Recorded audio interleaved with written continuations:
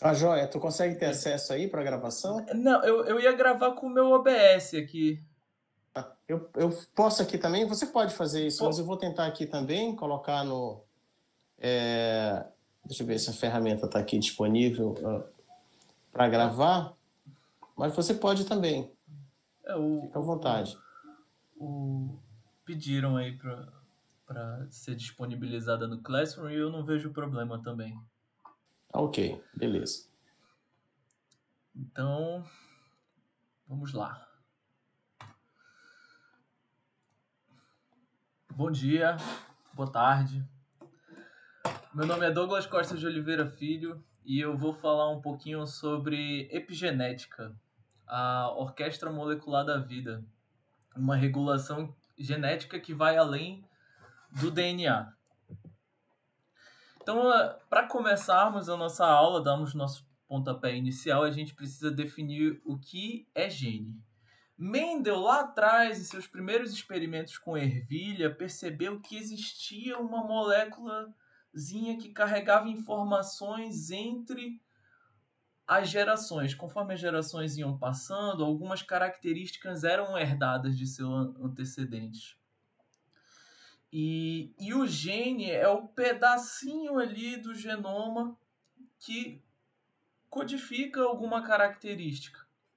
Por exemplo, cor dos olhos, altura, uh, cabelo, formato do tipo de cabelo, entre outros.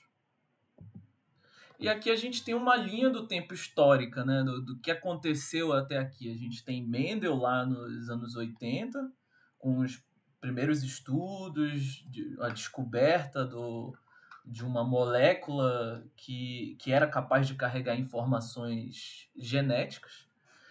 E estudos de Miller com drosófilas. Hoje, inclusive, nós temos estudos mais avançados com drosófilas, onde eles conseguiram digitalizar o cérebro de uma drosófila em computador. Isso é interessante para quem quiser dar uma pesquisada a mais depois.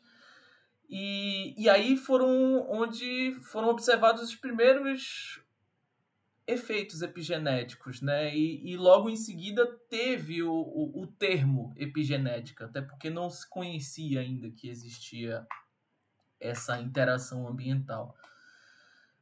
A gente descobriu nos anos 80 também a metilação do DNA, que é um mecanismo que eu vou falar um pouquinho mais para frente, que é um dos marcadores mais importantes aqui. Tá, alguém fez alguma pergunta? Eu não sei. Mas eu vou continuando aqui, eu deixo as perguntas para depois. Aí temos o projeto Epigenoma Humano iniciado, que é como esses marcadores eles afetam, esses marcadores epigenéticos afetam a expressão desses genes. E em 2014, redefinições do conceito e descoberta de novos marcadores epigenéticos. Aqui, lembrando um pouquinho de como funcionava, né, as pesquisas de Mendel, ele cruzava ervilhas é, verdes com ervilhas amarelas, percebia que suas proles eram todas verdes, mas ao recruzar essas ervilhas verdes que foram cruzadas com amarelas anteriormente, na geração F2 ele tinha a presença de ervilhas amarelas como um uma frequência, né? Você percebia essas frequências, esse padrão de frequência, 3:1. E aqui falando um pouco dos alelos, uma revisão básica, né? Homozigoto significa igual, né? Homo igual, hétero diferente. Então aqui a gente pode observar alelos iguais e a gente chama de homozigoto quando o mesmo fragmento aqui ele se apresenta de forma igual. Quando é diferente, a gente chama de heterozigoto, né? Azão, azinho. E homozigoto, porque é igual aqui no azinho, azinho também. E é basicamente isso. Aqui, dando uma. revisada nesse slide, que a gente já falou em outras aulas. É um slide que eu gosto bastante, porque daqui a gente vai do micro ao macro, né? A gente consegue observar aqui a dupla hélice do DNA, com esqueleto fosfodiéster, as duas fitas antiparalelas, o sentido 5' 3', que é vai onde vai ocorrer a direção da transcrição desse material genético, que é para transformar em mensagem, para depois se codificar em proteína. Vou falar um pouco mais adiante sobre isso. Aqui a gente consegue ver que é 2 nanômetros. O vírus é bem... É mais ou menos do tamanho de vírus, né? Os genomas virais são mais ou menos desse tamanho. E aí a gente vai aumentando aqui o tamanho até chegar a 11 nanômetros aqui, onde observamos histonas, que são proteínas que enrolam esse DNA, meio que compactam ele, para que ele seja organizado de uma forma ideal, né? É como se cada célula do seu corpo tivesse 2 metros de DNA. Daria uma fita maior que eu, assim. E aí a gente precisa enrolar ela nessas bolinhas pequenininhas que nós chamamos de histonas, que funcionam basicamente como um carretel, né?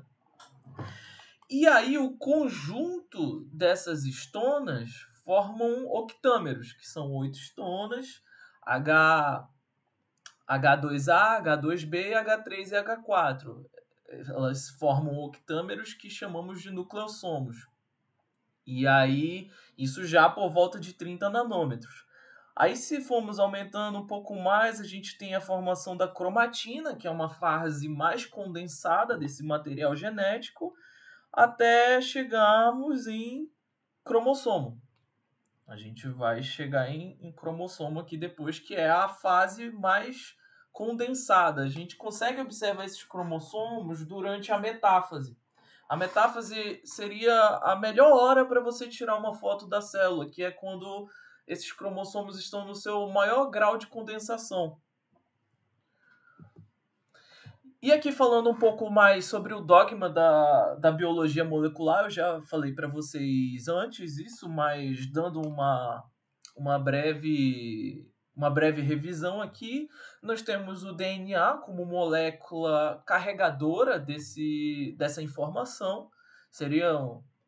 Basicamente, o DNA funcionaria como um livro de receitas, né? E uma página desse livro de receitas seria o RNA, que para você não passar toda a informação que está contida no DNA, a gente usa apenas uma página, apenas aquilo que a gente quer produzir. E a produção dessa página seria uma proteína, que seria, por exemplo, um bolo.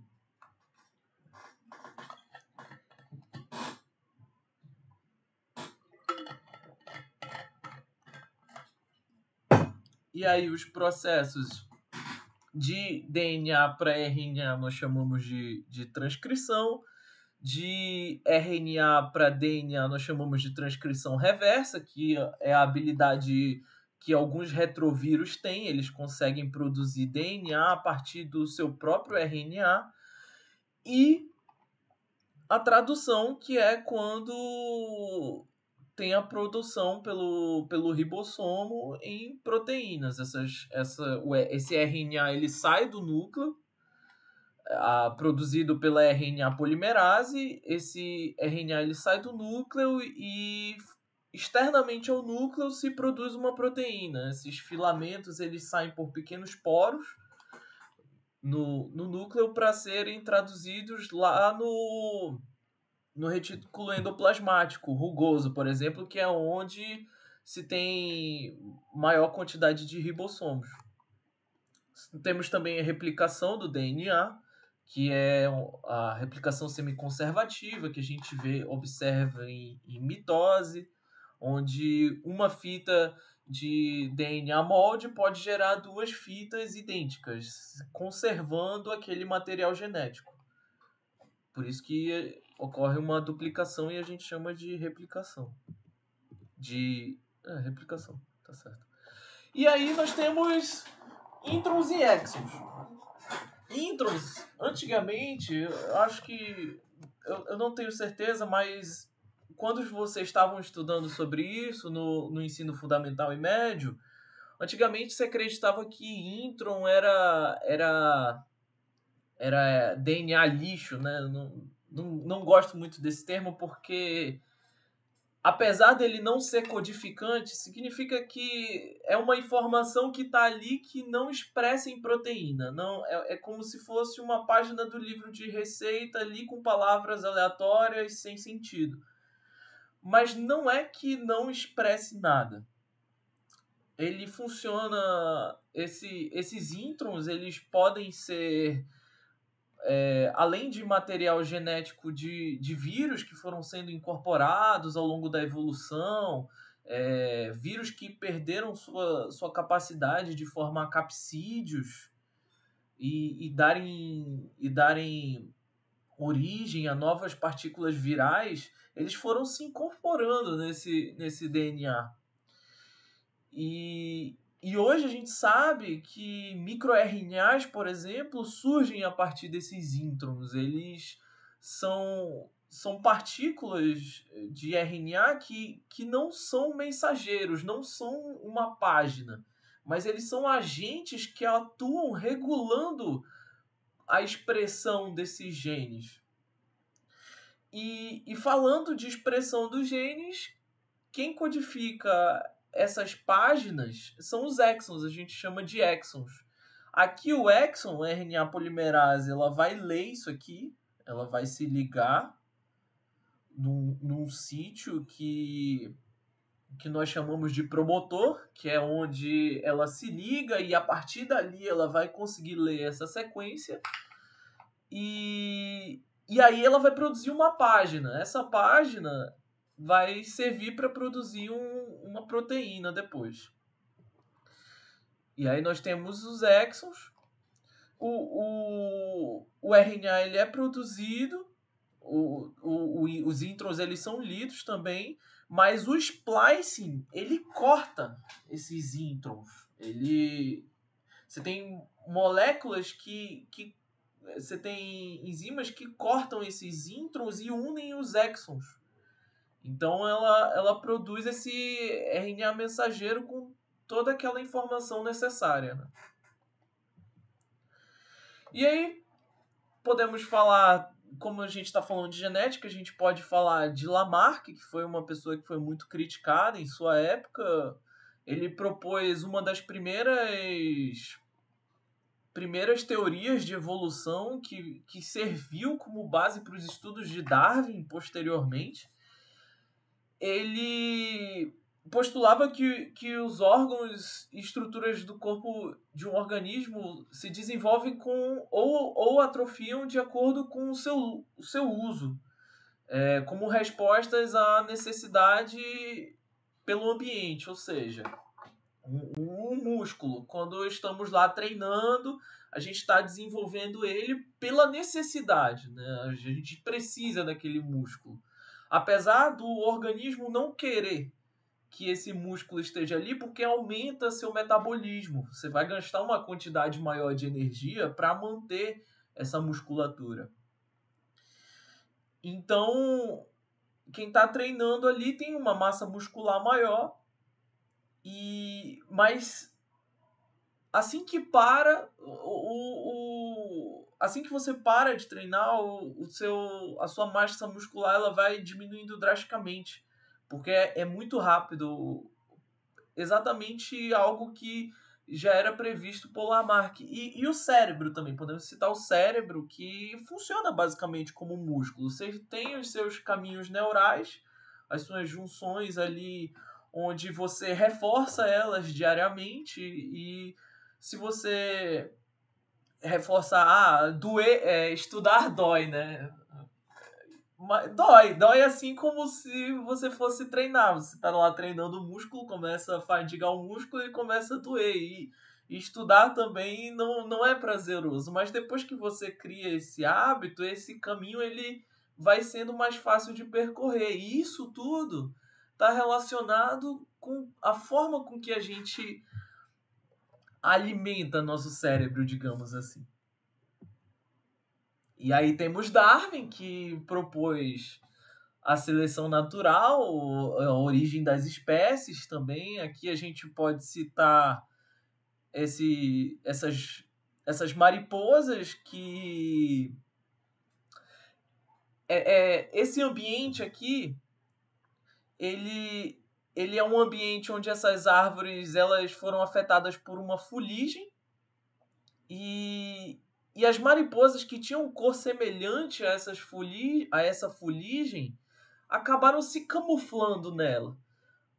Enquanto as que se destacavam eram predadas. E aí, as que não eram predadas conseguiam passar sua genética adiante, seu genoma adiante, e as que eram predadas não reproduziam, assim variando o número, a frequência dessas populações. Aqui temos uma especiação, né, por uma barreira. A gente tem os peixinhos aqui que vivem numa comunidade uniforme. E aí, quando surge uma barreira, por exemplo, o rio abaixa e existe um isolamento reprodutivo, você separa essas duas populações, elas vão apresentando características únicas, elas vão apresentando suas próprias características. E aí, se o rio voltar a subir depois, você tem uma homogeneização dessas características, né? Eles vão se misturar de novo, transformando em uma coisa só. Aqui acontece bastante, vocês vão ver, isso aqui eu não vou entrar muito em detalhe, porque vocês vão ver depois com a professora Izeni, que ocorrem barreiras, tem vários estudos aqui ao longo do rio Amazonas, do rio Solimões, que estudam essas especiações de peixes e como isso acontece, como ocorre essa barreira e como ocorrem essas especiações. Inclusive serve para contar a história de como era a Terra antes. Esses estudos genéticos eles servem para contar como era a Terra antes da gente conseguir ter registro. Aí a gente fala um pouco de forças evolutivas. A gente pode citar a mutação, que são mudanças aleatórias no DNA que podem introduzir, novas variações genéticas em uma população. Aí aqui nós temos a deleção, que é simplesmente a remoção de um desses nucleotídeos, o gene A, B, C, D, E. Aí você tem aqui a remoção do D, né? Desse nucleotídeo aqui. Aí chamamos de deleção. Duplicação, ao invés dele ser duplicado apenas uma vez, ele vai ser duplicado duas vezes na mesma sequência. Inversão, que você troca de posição, né? Essa trinca aqui, ao invés de ser BCD, ela vai virar DCB. E isso pode acontecer por vários fatores. A translocação também, que é a troca de nucleotídeos entre diferentes regiões. Deriva genética, que são mudanças aleatórias. Esse aqui é um pouco mais chato de entender, porque são variações aleatórias. Isso varia as pessoas que vão se encontrar dentro de determinada população, com quem que elas vão ter filhos, e isso é meio caótico, é meio difícil de prever. Não tem como prever como que vai ser essa frequência. Então, Tem até cálculos que você consegue estimular, né, a frequência das próximas gerações. Vocês vão ver isso em biologia evolutiva. Mas são mudanças aleatórias na frequência dos genes devido ao acaso. Que é especialmente importante em populações pequenas. A gente consegue observar bastante nos sauins, por exemplo. Os sauins aí dentro da UFAM é uma população pequena, então a gente consegue observar esse efeito bem, bem evidente. Que o alarme está tocando aqui. A gente tem uma população original, homogênea, e aí ela vai passando por... vai sumindo, né? Esse alelo vermelho, porque vai passando e aleatoriamente ele vai sendo excluído, né? A sua frequência diminuiu e aí ele vai sumindo dentro daquela população. Aqui todas as forças evolutivas, eu acabei trocando o slide, mas a próxima é seleção natural.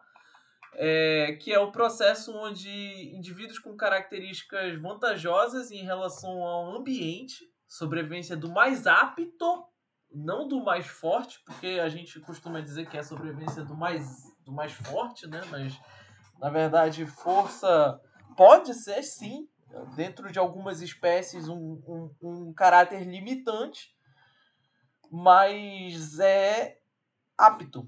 O termo correto é apto, é aquele que está mais apto. Inclusive, a gente não pode falar que uma bactéria ou que nós somos mais evoluídos que uma bactéria, por exemplo. Por que não? Porque... Douglas, Oi. esse termo que o mais forte, na verdade, surgiu de uma tradução errada, né? Do próprio livro original de Darwin. Ah, é? Né? De Strong, Fizeram uma tradução errônea, do tipo strongest, como se fosse o mais forte. Mas é exatamente isso como você falou, né? O mais apto. Ele pode ser mais forte, mas aí, por infelicidade e azar, ele morreu. Né? Não conseguiu passar para os seus descendentes. Ele era o mais forte, no entanto, ele pisou num pântano, lá ele morreu. E simplesmente ele não conseguiu passar para a geração futura. Então, não é o mais forte, né? Seria, nesse caso, como você bem falou, o mais apto. Exatamente. E aí, continuando, por exemplo, nós não somos mais evoluídos que uma bactéria, por exemplo. Porque se nós coexistimos no mesmo tempo em que uma bactéria, ambos estão evoluídos o suficiente para coexistir naquele determinado tempo.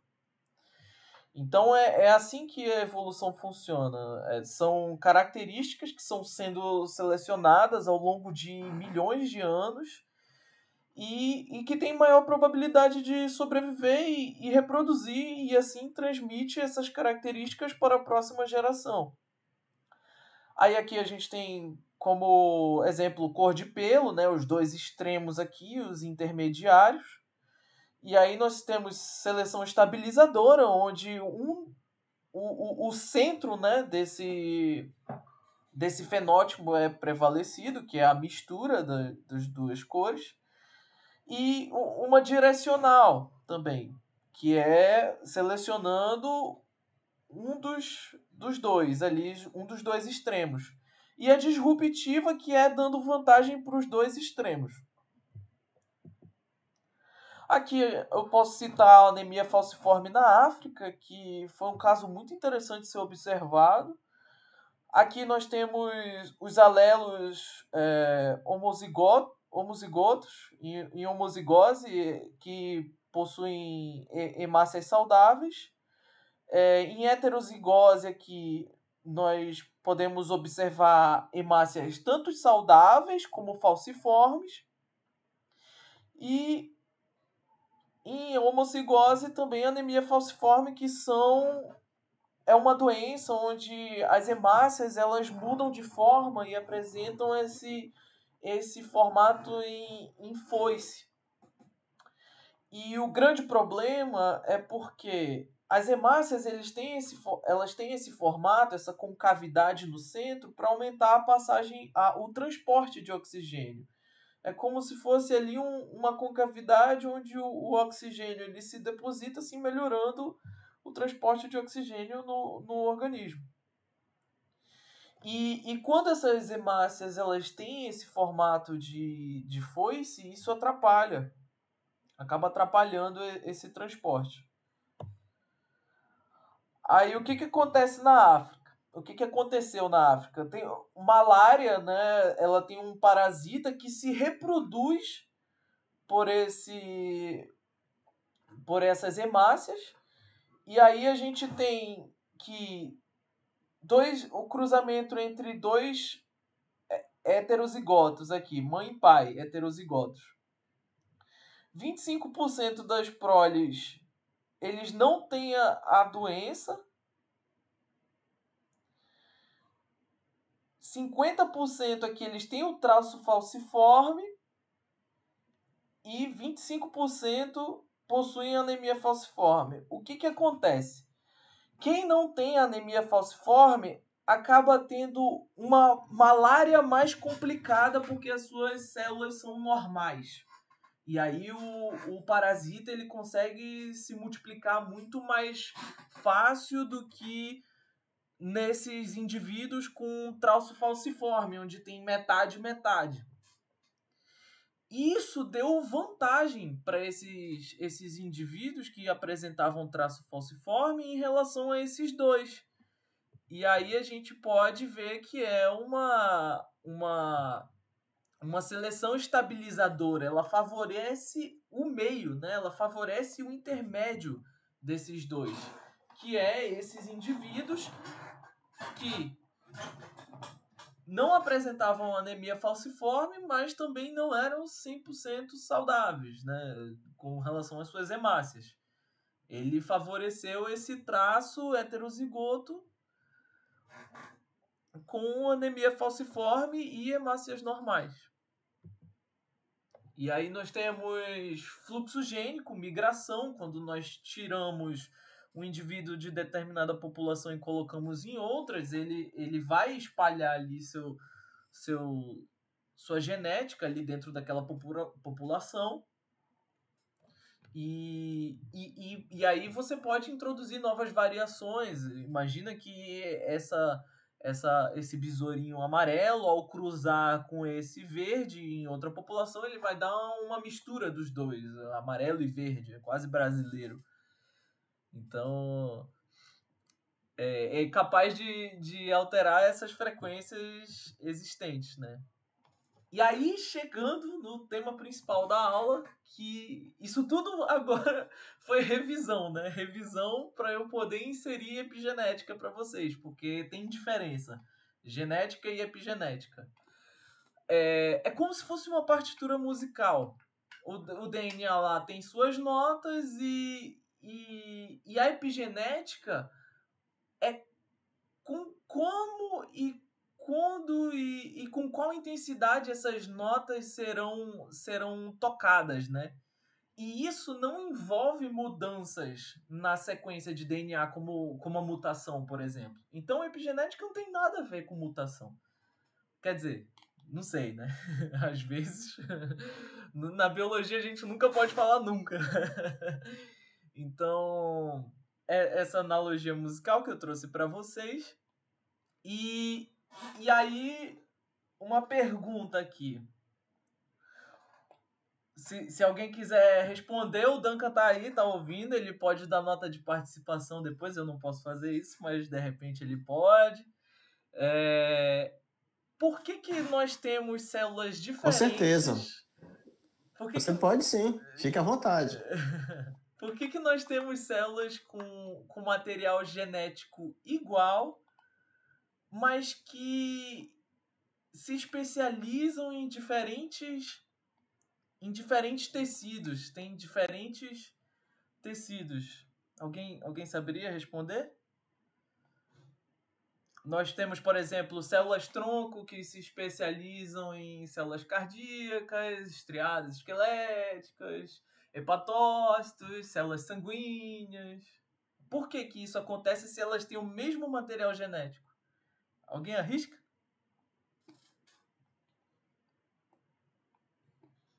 Porque esse material ele pode se expressar de forma diferente para cada tipo de especialização que ocorre? Exatamente. Exatamente, justamente por causa da epigenética. A epigenética ela vai controlar o que está sendo expressado.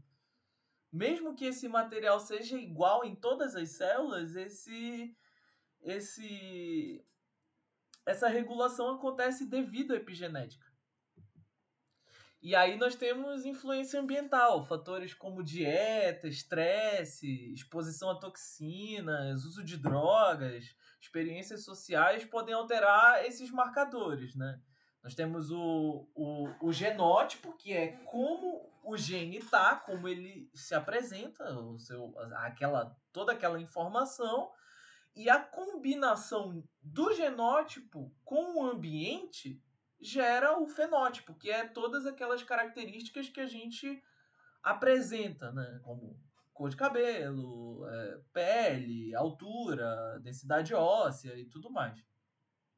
E aí a gente vem com aquele exemplo dos gêmeos, né? Gêmeos têm o mesmo material genético, mas se você colocar eles em ambientes diferentes, eles vão acabar se tornando cada vez mais diferentes dependendo de que tipo de ambiente eles estão, né? E aí varia como tudo isso que eu falei anteriormente. Dieta, estresse, exposição a toxinas. Pode falar. Não sei, acho que alguém abriu o microfone aí. Pode falar, eu acabei aqui esse slide. Não, Douglas. Pode continuar.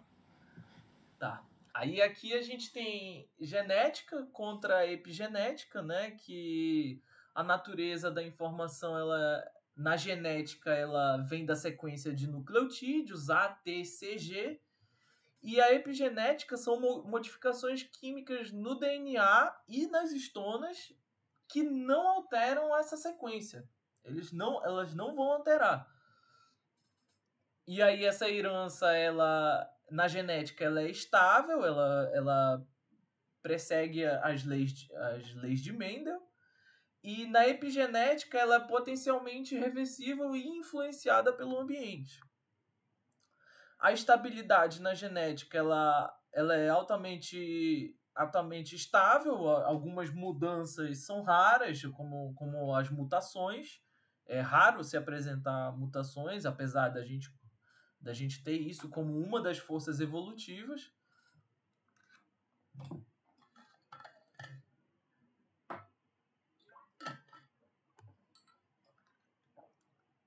E estabilidade epigenética, ela é dinâmica. Você pode ter esses marcadores e em outro momento eles podem ser retirados. São como cadeados.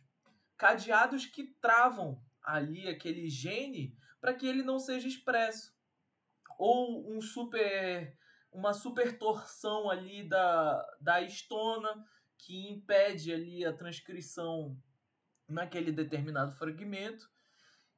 E função principal em genética, nós temos armazenamento de informação hereditária e epigenética, regulação dessa expressão, né? E adaptação de como ela vai ser expressa. Aqui, falando um pouco das histonas e do código epigenético, a gente começa aqui no cromossomo, né? A cromatina descondensada, e aí a gente consegue observar os nucleossomos, essas histonas, e aí o fragmento é o DNA. Nucleossomos, né?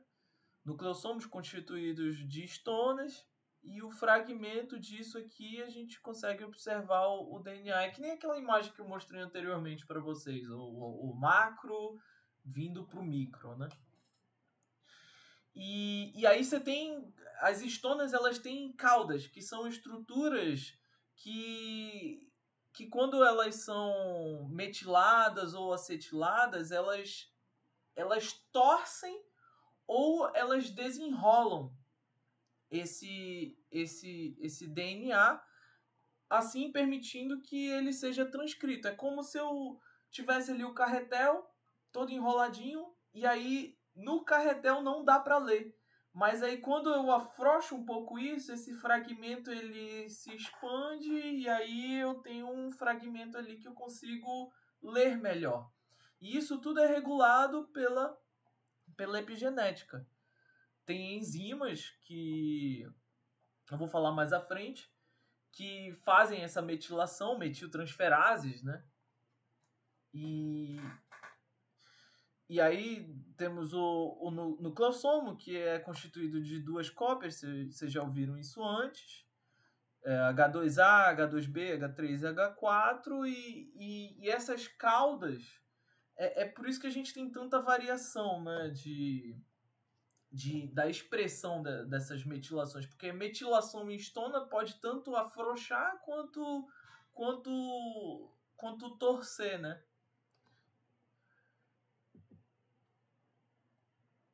E aí é exatamente isso, essas extremidades é assim que funcionam. Nós temos a H2B, H2A, H3 e H4 que formam um núcleo octamérico, H1 que prende, que segura esse DNA aqui na próxima estona da fita.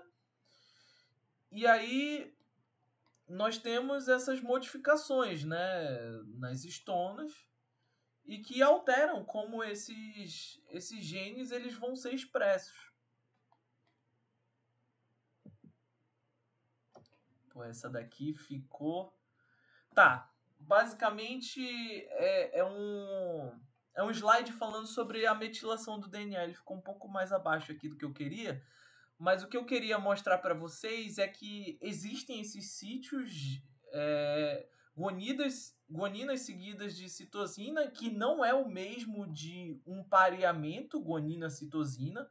São sítios guanina seguidas de citosina que são onde vão ter essas metilações na citosina. Ó, adição de grupos metil às citosinas em dinucleotídeos, ou seja, são os cadeados. É como se eu pegasse ali e eu acorrentasse ali e travasse.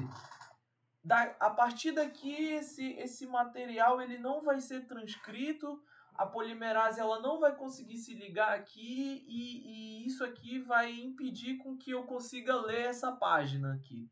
São basicamente cadeados, né? Que travam esse material para que ele não seja lido.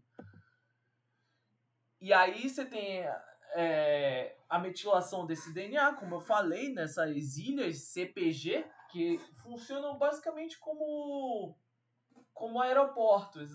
São lugares onde ele fala assim, aqui polimerase, pousa aqui para você poder ler aqui. Então é constituído dessas ilhas CPG, que é onde são sequências promotoras, onde vai começar a ser lido a partir dali, né?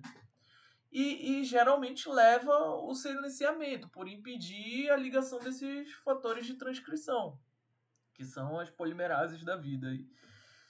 E aí você tem metiltransferases, né? DNA metiltransferases e histona metiltransferases. Eu estava lendo aqui um pouco mais sobre essas metiltransferases e aparentemente se cogita que elas conseguem repetir as metilações durante a replicação. Ou seja, uma mãe consegue passar suas metilações do DNA dela para os filhos, para os seus descendentes. Uma mãe, um pai. Enfim. E estonas também, metiltransferases, são quem vai adicionar esses grupos metil ali nas caudas das estonas, para que elas se torçam ou que elas se desenrolem. E aí nós temos alguns mecanismos fundamentais. Por exemplo, hipermetilação, quando nós adicionamos vários grupos metil no DNA em diferentes, em algumas posições específicas. Alguns desses genes no ciclo celular, eles controlam a proliferação dessas células. Porque o que é o câncer? O câncer nada mais é do que uma célula que ela basicamente se recusa a morrer, ela se recusa a entrar em apoptose, e aí ela começa a se proliferar de forma descontrolada. Então, essa hipermetilação que pode ser causada por diversos fatores. Diversos fatores. É multifatorial aqui. É difícil prever o que causa essa hipermetilação nesses determinados genes. Mas o que a gente sabe é que essa hipermetilação ela pode levar ao câncer porque você pode desligar esses genes de controle celular, né? E aí leva à proliferação descontrolada dessas células. E aí nós temos genes supressores de tumor, que é o exemplo de silenciamento de supressores tumorais, que são, como eu falei, essa hipermetilação de ilhas citosina seguido por orgonina. Promotores de genes, que são onde se inicia essa transcrição, e supressores tumorais. É um mecanismo epigenético comum no desenvolvimento do câncer. Ou seja, aqui explicando mais uma vez para vocês, você tem uma célula normal, seus promotores não são metilados, a polimerase ela consegue ler normal aquela região, então você tem uma expressão ativa e você tem um controle no ciclo celular, porque ela vai seguir tudo aquilo que era proposto ela fazer. Agora, uma célula cancerosa, quando ela tem esses promotores hipermetilados, que são a adição de vários grupos metil, você acaba silenciando. E aí, esse silenciamento, ele pode levar a uma proliferação descontrolada. Aí, quem quiser entrar mais em detalhes sobre isso, eu recomendo pesquisar sobre esses genes aqui, ó, que podem ser hipermetilados, ó, P16, INK4A, BRCA1, MLH1, MGMT. Todos eles estão associados com oncogenes, né? Células oncogênicas. Aqui em mecanismos fundamentais nós temos acetilações, né? Acetiltransferases de histonas. Aqui a gente consegue ver que o material está bem compactado ali. Essa cromatina compactada ela dificulta o acesso a esses fatores de transcrição por exemplo, da RNA polimerase ao DNA, e aí leva ao silenciamento. E quando elas são acetiladas, elas afrouxam. E aí facilita o acesso a esses fragmentos aqui, essa fita, né, de DNA, e aí você consegue produzir o RNA mensageiro quando ela é acetilada. E aí você tem desacetilações que fazem o oposto. Elas travam, aí a acetilação destrava, e aí é basicamente assim que ocorre. E lembrem que isso não muda o genoma. Ele não vai mudar o genoma. Isso é apenas uma forma de regular com que intensidade, como esse genoma ele é expresso. E aí você tem essas modificações de histonas que afetam a compactação da cromatina e a acessibilidade do DNA. E aí tudo isso que eu falei, a gente combina fatores ambientais, fatores genéticos, a grande variedade de histonas, H3, H2A, H4, H2B, com todas elas caudas, a gente tem uma orquestra aí que é bem caótica. Ela destrava, trava, e aí você tem produção de... A gente associa isso com vírus, né? Com alguns vírus que incorporaram ao longo da evolução seu material genético no nosso. Você tem algumas que são desligadas, outras que são ligadas e expressas. E aí você tem RNAs codificantes e não codificantes, que podem se tornar proteínas. E aí mudanças a longo prazo podem gerar RNAs não codificantes, que eu não sei se vocês lembram, mas eu falei em aulas lá atrás que são RNAs e microRNAs que eles não codificam, mas eles têm ali um papel de regular essa expressão gênica. Eles conseguem ali travar, destravar. Alguns vírus, já é comprovado que alguns vírus têm capacidade de produzir esses microRNAs e destruir ali o RNA mensageiro para que aquela proteína não seja produzida. Ele consegue degradar ali antes da mensagem sair do núcleo. Isso é muito interessante. E é isso. Isso está acontecendo. Aí, falando um pouco de epigenética ambiental e nutricional, eu achei esse estudo aqui com os ratinhos, os camundongos agouti, e que basicamente mostra como o ambiente e a nutrição podem mudar a coloração desses seres. Por exemplo, a mãe que era alimentada com bisfenol A, que é um dos componentes do plástico, por exemplo. Hoje a gente tem aí a gente tem um grande problema emergente que é a questão dos microplásticos, né, no oceano, e acabamos ingerindo esses microplásticos por meio de bioacumulação, cadeia trófica, contato com esses poluentes na atmosfera. E aí se percebeu uma mudança da coloração do ratinho, que segundo ou seja, a mãe estava grávida, ela foi alimentada com uma ração suplementada com bisfenol A, e aí o seu filho teve uma coloração diferente do que foi alimentado com folato, por exemplo. E aí você tem um espectro, né? E aí se mediu esse nível de metilação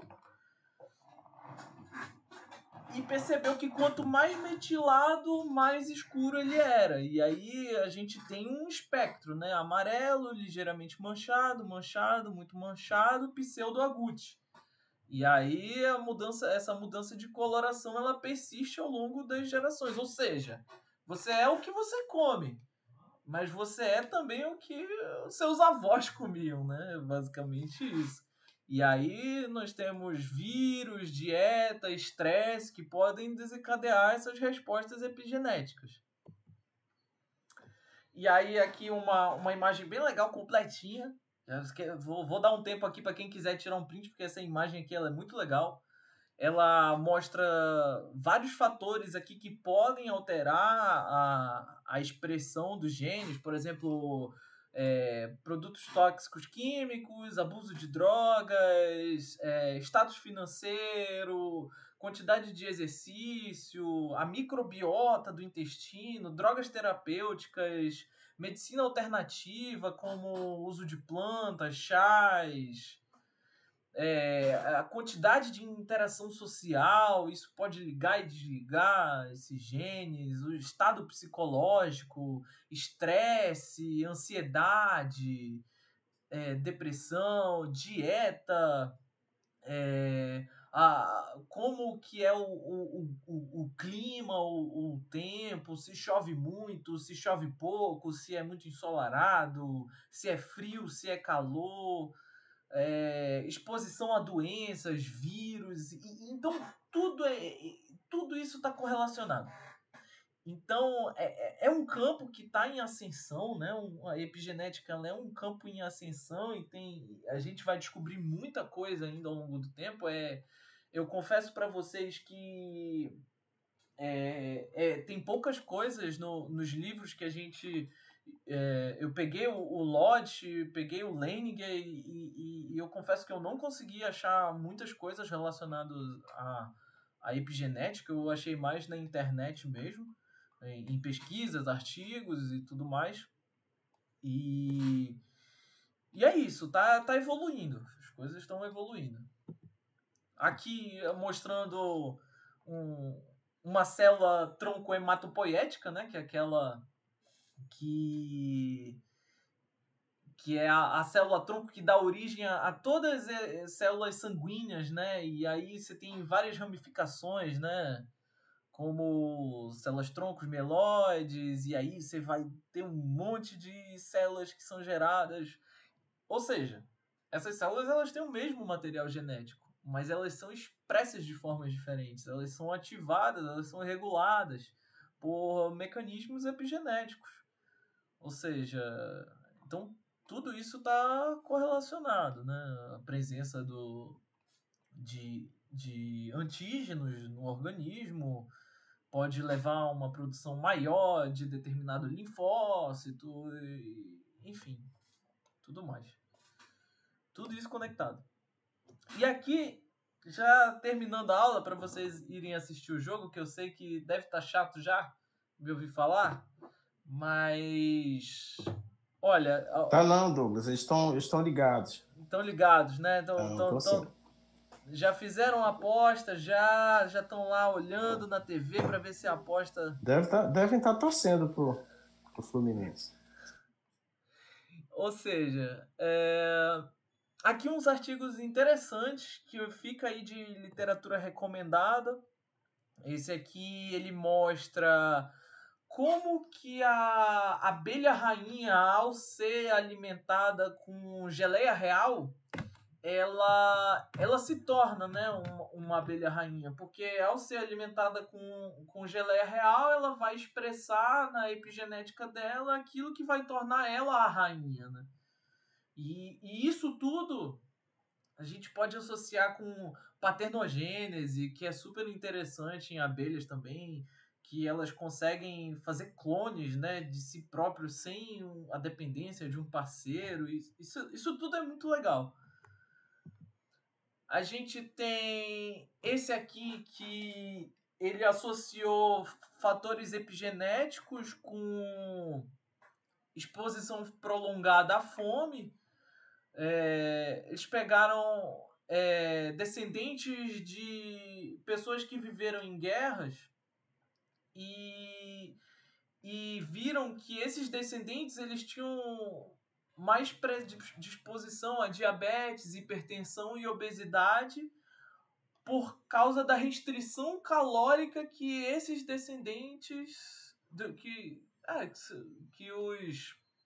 os pais ou avós sofreram durante a guerra. E aí tem todo um âmbito de estudo em cima disso.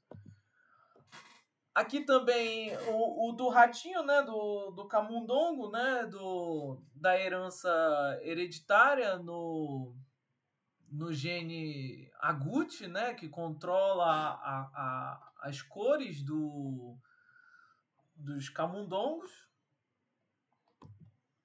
E é isso aí. Eu deixo aqui meu e-mail, meu número. Quem quiser prosseguir com mais discussão, quiser conversar sobre algo a mais, aí eu me boto disposto aqui para fazer a